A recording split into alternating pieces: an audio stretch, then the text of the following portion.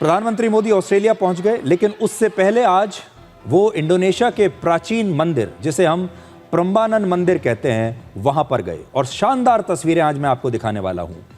1000 वर्ष से ज्यादा पुराना यह मंदिर जावा द्वीप पर योग्याकार्ता शहर से लगभग 17 किलोमीटर दूर है।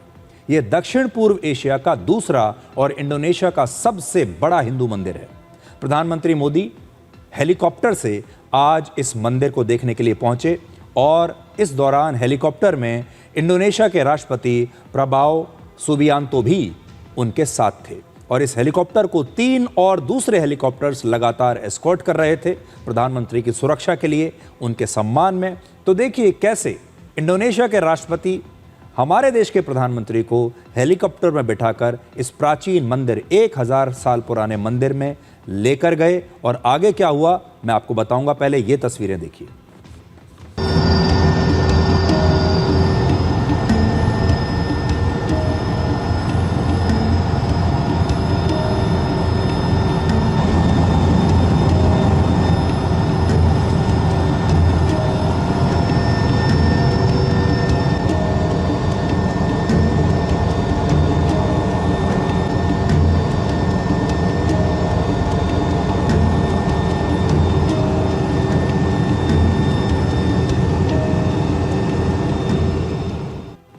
देखिए इस मंदिर की कितनी शानदार और भव्य तस्वीरें हैं। प्रधानमंत्री मोदी आज खास तौर पर भगवा रंग का कुर्ता पहनकर इस मंदिर में गए और वहां पर उन्होंने पूजा अर्चना भी की।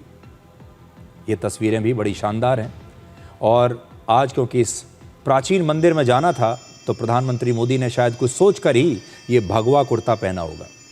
इंडोनेशिया दुनिया की सबसे ज्यादा मुस्लिम आबादी वाला देश है, लेकिन ऐसे देश के एक इतने प्राचीन मंदिर में आज घंटियों की आवाज और चारों तरफ ओम नमः शिवाय की गूंज सुनाई दे रही थी। ओम नमः शिवाय गूंज रहा था यहाँ, और आज आपको ये तस्वीर जरूर देखनी चाहिए और ये इस दुनिया में रहने वाले हर हिंदू को गर्व से भर देगी ये तस्वीर।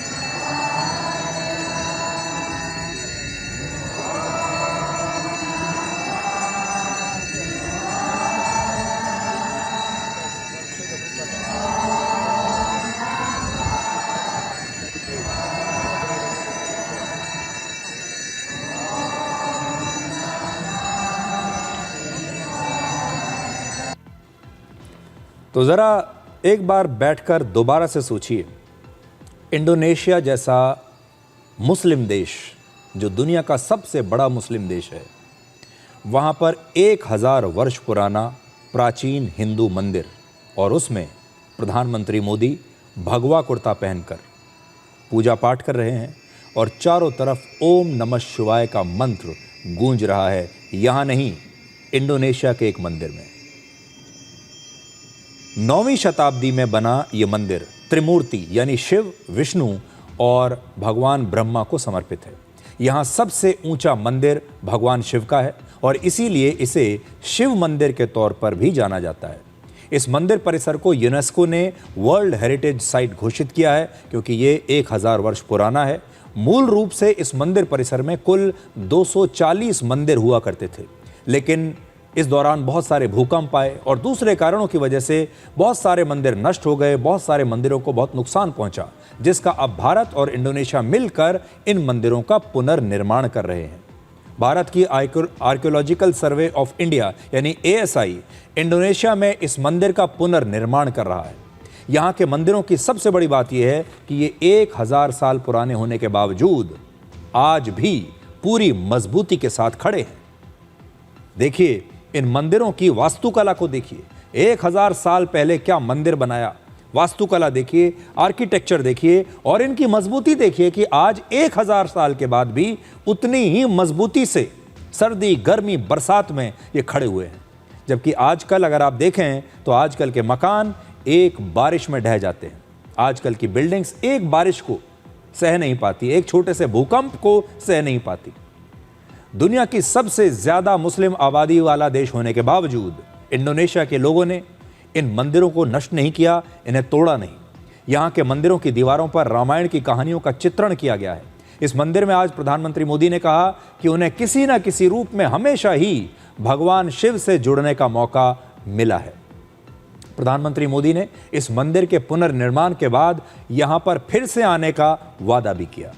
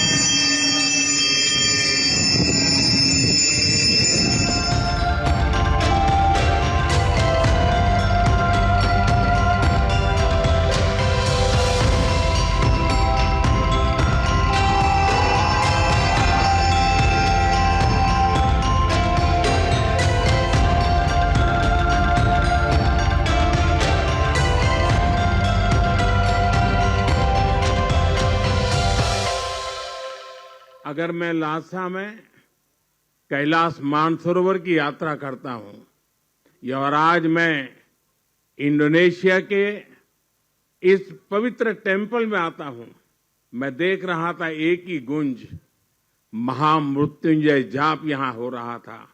ओम नमः शिवाय का उच्चारण हर कोई कर रहा था। ये अपने आप में हृदय को स्पर्श करने वाला था। और मैं देख रहा हूं कि योग्यकार्ता के इस भव्य मंदिर कॉम्प्लेक्स में अब जब हम पुनर्निर्माण का काम करने जा रहे हैं और ये यूनेस्को का वर्ल्ड हेरिटेज है, मुझे पूरा विश्वास है आज के बाद भारत के यात्री तो यहां जरूर आएंगे, मेरा पूरा विश्वास है। ये मेरा सद्भाग्य है, कहीं न कहीं मुझे शिव जी के साथ जुड़ने का अवसर मिल ही जाता है। मेरा जन्म वडनगर में हुआ। हाटकेश्वर महादेव एक बहुत बड़ा तीर्थ क्षेत्र है। सोमनाथ द्वादश ज्योतिर्लिंग में सबसे पहला ज्योतिर्लिंग जो गुजरात की धरती पर है और जिसकी विकास में भी मेरी सीधी जिम्मेवारी है। और मेरा राजनीतिक कार्यक्षेत्र काशी विश्वनाथ महादेव, उसके आशीर्वाद मुझ पर हर निरंतर बने रहे हैं। चाहे केदार धाम का पुनर्निर्माण हो, चाहे उज्जैन महाकाल का पुनर्निर्माण हो, या आज यहां पर आकर के करीब करीब 1000-1200 साल पुराना ब्रह्मा विष्णु महेश इन यादों को साथ जुड़ी हुई एक हमारी सांस्कृतिक विरासत का पुनरुद्धार और उसका रिनोवेशन का काम, उसका प्रारंभ करने का सौभाग्य भी मुझे मिला। तो अगर आप शिव भक्त हैं तो आप भी 1000 वर्ष से ज़्यादा पुराने इस प्राचीन मंदिर को दूर से आप दर्शन कर सकते हैं। मैं जानता हूँ आप वहाँ जा तो नहीं पाएंगे, लेकिन आप इस समय जहाँ भी हैं, अपने घर में हैं या अपने मोबाइल फ़ोन की स्क्रीन पर हमारा ये शो देख रहे हैं, आप भी चाहें शिव भक्त होने के नाते तो आप नमन कर लीजिए, इस मंदिर के दर्शन कर लीजिए और आप भी चाहें तो आशीर्वाद ले सकते हैं। एक और ख़ास बात यह है कि भारत अपने पड़ोसी देशों के साथ, दूसरे देशों के साथ भी रिश्ते मजबूत करने के लिए सिर्फ व्यापार, रक्षा और पैसे के निवेश का ही इस्तेमाल नहीं करता, बल्कि अपनी पुरानी हजारों वर्ष पुरानी सांस्कृतिक विरासत को भी कूटनीति का बड़ा हिस्सा भारत बनाता है। जैसे भारत ने कंबोडिया में अंगकोर वाट मंदिर का पुनर्निर्माण करवाया, वहां के ताप्रोहम मंदिर का भी संरक्षण किया। और ये वही मंदिर है जहां हॉलीवुड की मशहूर एक्ट्रेस एंजेलिना जोली की फिल्म टूम्ब रेडर की शूटिंग हुई थी। ये वही मंदिर है। श्रीलंका के एक मंदिर के पुनर्निर्माण में भी भारत ने वर्ष 2015 में लगभग 10 करोड़ रुपए की मदद दी थी। और वियतनाम के माय सन सेंचुरी में स्थित एक प्राचीन हिंदू मंदिर परिसर का वर्ष 2022 में भारत ने पुनर्निर्माण किया। इसी प्रकार से भारत ने म्यांमार, बांग्लादेश, लाओस और नेपाल में भी कई सारे मंदिरों को दोबारा से बनवाया। प्रधानमंत्री मोदी के कार्यकाल में ये कल्चरल डिप्लोमेसी, ये टेम्पल डिप्लोमेसी बहुत तेजी से बढ़ी है, जहां भारत दूसरे देशों के साथ अपनी सांस्कृतिक विरासत को भी शेयर करता है और उस बॉन्ड को, उस रिश्ते को और मजबूत करता है संस्कृति के रिश्ते के जरिए। अब एक और खास बात, आज इंडोनेशिया के राष्ट्रपति खुद प्रधानमंत्री मोदी को एयरपोर्ट छोड़ने के लिए आए। इससे पहले जब प्रधानमंत्री मोदी इंडोनेशिया पहुंचे थे, तब भी वहां के राष्ट्रपति उन्हें खुद एयरपोर्ट रिसीव करने के लिए पहुंचे थे। यानी स्वागत से लेकर विदाई तक हर मौके पर इंडोनेशिया में प्रधानमंत्री मोदी के लिए सम्मान नजर आया। और आज भी वहां के राष्ट्रपति खुद उन्हें एयरपोर्ट पर सी ऑफ करने के लिए आए। अब ये तस्वीरें देखिए।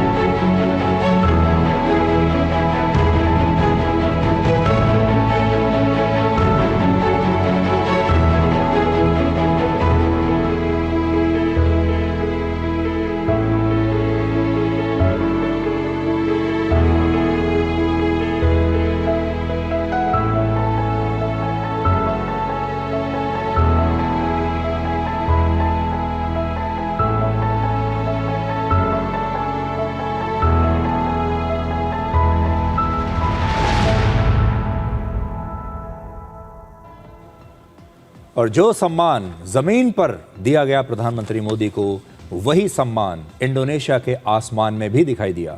आज इंडोनेशिया से प्रधानमंत्री मोदी के विशेष विमान ने जैसे ही उड़ान भरी, उससे पहले ही इंडोनेशिया की वायुसेना के फाइटर जेट्स ने भी साथ साथ टेक ऑफ किया और इंडोनेशिया के 5 फाइटर जेट्स ने अपनी हवाई सीमा में प्रधानमंत्री मोदी के विशेष विमान को एक बार फिर से एस्कॉर्ट किया।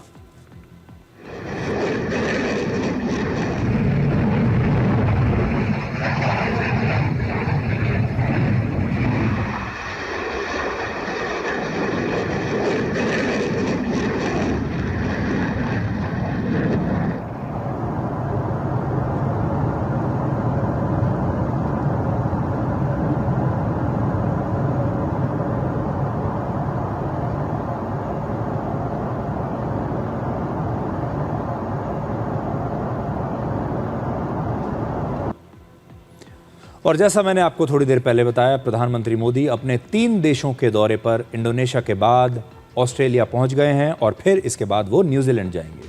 पहली नज़र में प्रधानमंत्री मोदी की ये 3 देशों की यात्रा एक सामान्य सी विदेश यात्रा नजर आती है, लेकिन अगर मानचित्र पर इन तीनों देशों को आप एक साथ देखेंगे तो आपको एक बड़ी दिलचस्प तस्वीर दिखाई देगी।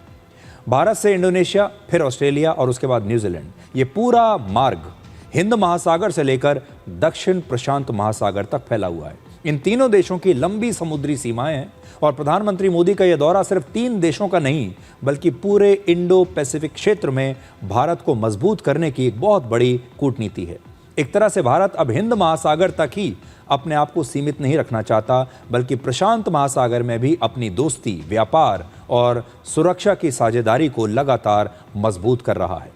इसीलिए 40 साल बाद पहली बार कोई भारतीय प्रधानमंत्री न्यूजीलैंड की यात्रा पर भी जा रहे हैं। यह भी अपने आप में एक बहुत बड़ी बात है।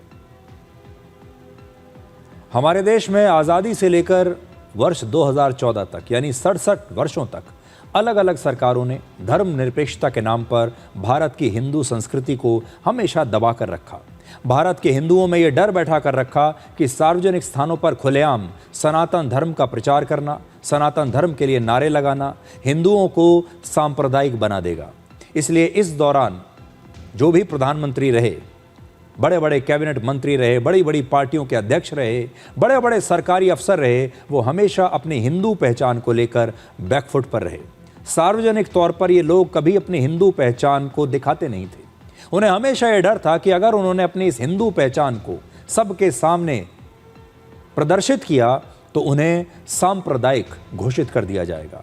एक झूठे सेकुलरिज्म के नाम पर देश के तमाम प्रधानमंत्री मस्जिद तो जाते रहे, गुरुद्वारा जाते रहे, चर्च जाते रहे, लेकिन मंदिर जाने से बचते थे।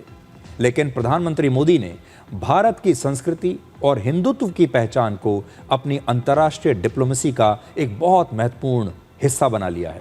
आज प्रधानमंत्री मोदी का भगवा कुर्ता पहनकर इंडोनेशिया में एक शिव मंदिर जाना, वहां ओम नमः शिवाय का मंत्र जाप करना और वहां पर पूजा करना, यह दिखाता है कि भारत अब अपनी हिंदू संस्कृति और हिंदुत्व की पहचान को लेकर बैकफुट पर नहीं है, बल्कि भारत पूरी दुनिया को अपनी ये भगवा पहचान दिखाना चाहता है और भारत को इस पर गर्व है।